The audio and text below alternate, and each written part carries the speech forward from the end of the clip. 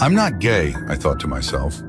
That's when I was handed $20. So I already recorded this and apparently I forgot to click the export button before closing Audacity, so now I have to redo this. I'm kind of tired and demotivated, so I'm just going to give you guys the cliff notes.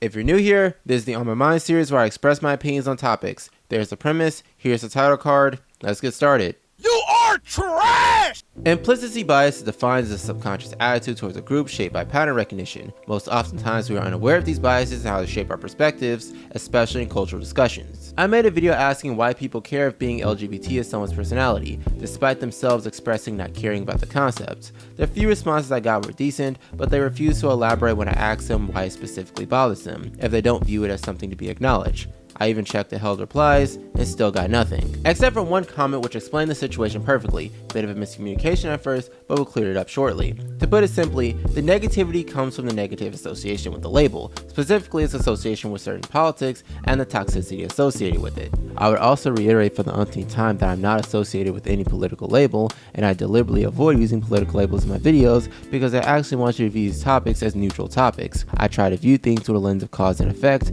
and if those conclusions align with an ideology you agree or disagree with, at least you now understand the thought process. The internet runs on sensationalism, which leads to truths being exaggerated or misinterpreted, and these half-truths can form unconscious biases that shapes how we interact with related subjects. I think feminism and social politics are a good example of this phenomenon.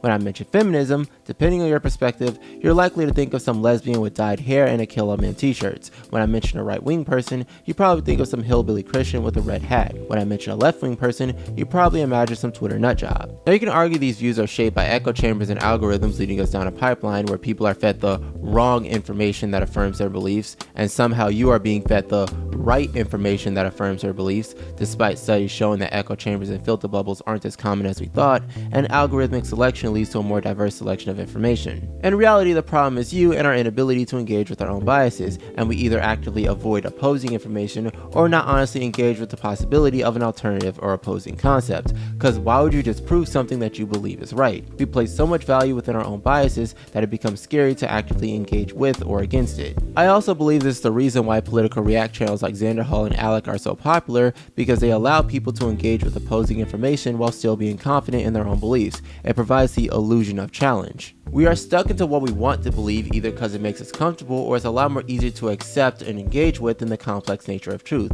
We like to use pattern recognition when it comes to justifying our own biases towards others, but we almost never do that towards our own. It's always an excuse. People like to point out the bigotry on the right but never on the left. Christians like to use the rare cases of shitty trans people to justify their prejudice, but don't use that same logic when it comes to predatory priests or religious nutjobs.